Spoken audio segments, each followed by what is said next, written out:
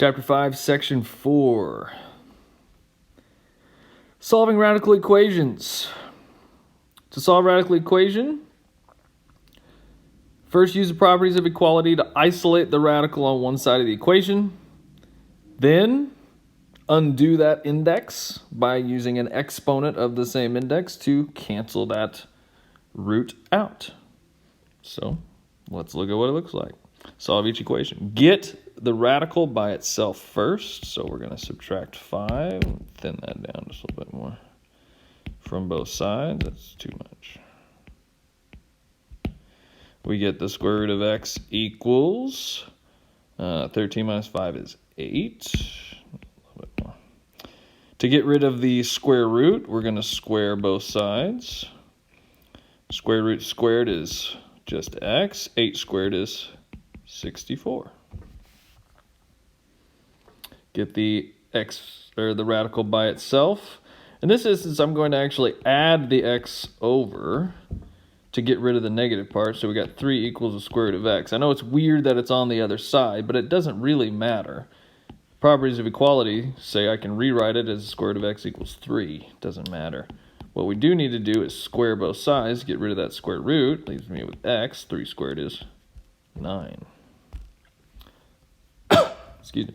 Try some on your own. Pause, come back. Okay, here we go. Number 1, square both sides. X equals 36. Add 7. The square root of x equals 10. Square both sides. Why do I put the parentheses? Well, because I want the whole thing to be squared. And I do that to save you whenever you're squaring stuff if you're going to type it in the calculator.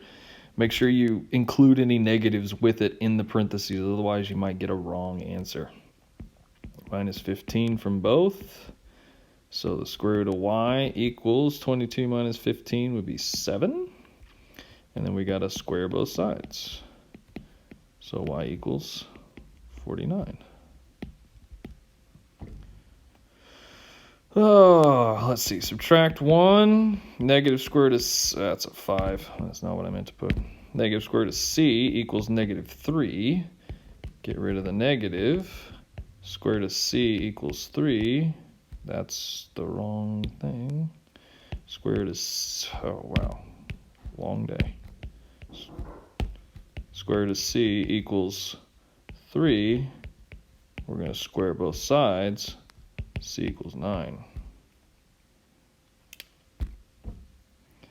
Solving a radical equation. So if it just gets more complex, you just dig your way out. So outside in, SAD-MEP your way to get the radical by itself. Just like we used to get the square by itself whenever solving algebraically for quadratics. So move the 3 first. So 4 square roots of x plus 2 equals 16. Divide that side by 4, both sides. Those 4's cancel out. We get square root of x plus 2 equals 4. Then we're going to square both sides. Interesting. X plus 2, because that cancels out, equals 16. We're going to subtract 2. And x equals 14. So if we tried it, 14 plus 2 is 16. The square root of 16 is 2. No, the square root of 16 is 4. 4 times 4 is 16, plus 3 is 19. It does check out. It works. There we go.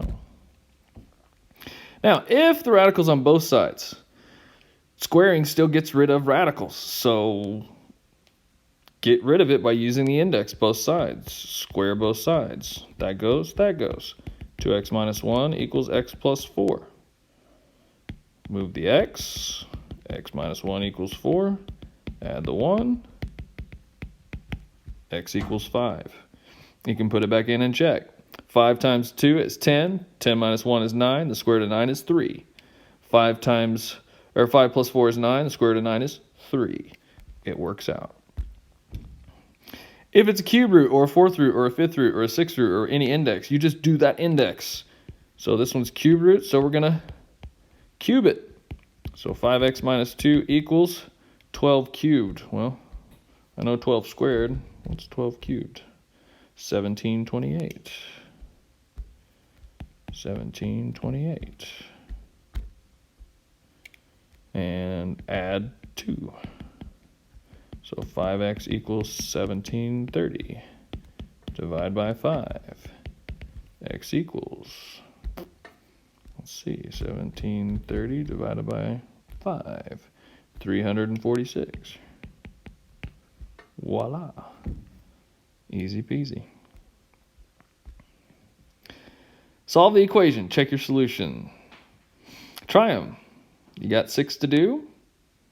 Pause it. Try them. Come back. See how you did. Let's look at number 5. The square root of x plus 4 plus 7 equals 11. I'm going to subtract 7 on both sides. Square root of x plus 4 equals 4. Square both sides. X plus 4 equals 16. Minus 4. X equals 12. Number 6. 15 equals 6 plus the square root of 3w minus 9. Subtract 6. 9 equals the square root of 3w minus 9. Square both sides. 81 equals 3w minus 9. Add 9. 90 equals 3w. Divide by 3. W equals 30. Number 7. We're just going to square both sides. So that's 3x plus 1 equals 4x minus 7. Subtract 3x. 1 equals x minus 7. Add 7. 8 equals x. Boom.